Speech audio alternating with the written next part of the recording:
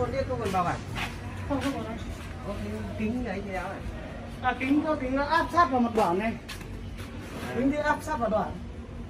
Tôi cho cái bàn lên nữa là vừa đẹp luôn. Là buộc đấy. Yeah. Thì nào cho hai cái đôn đây để em buộc trước.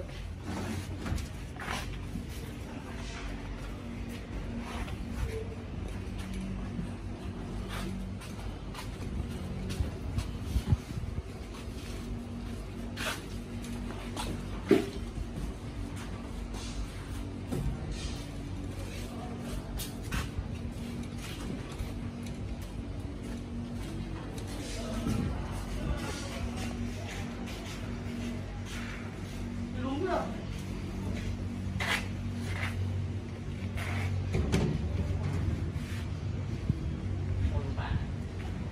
Thì đi anh ơi.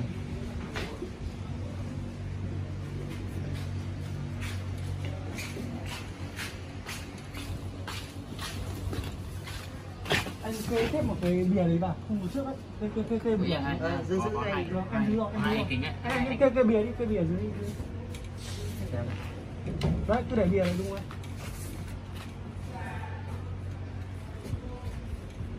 Mày cầm cái nhỏ anh đây to chứ. Cho cái nhỏ vào lồng vào trong nhá anh ơi. Cái nhỏ đấy phải có ấy nữa. Không cần gì, cứ để thôi, áp vào luôn. Nào cho mày bàn đây. Kệ về tí nữa.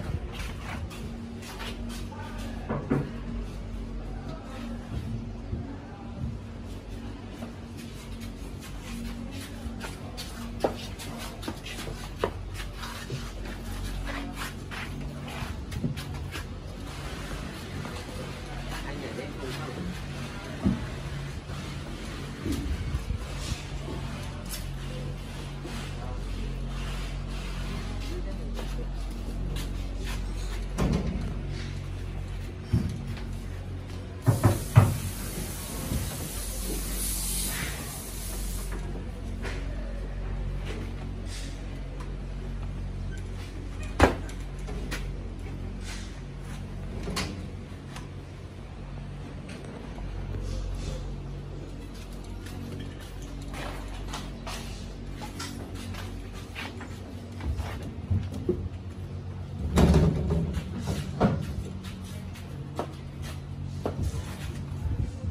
Cho anh đặt đi vào trước.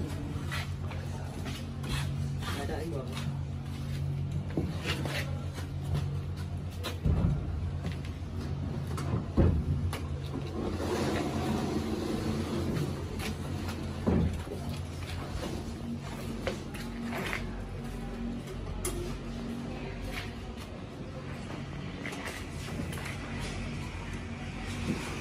Bác anh kéo đút gầm này đi anh.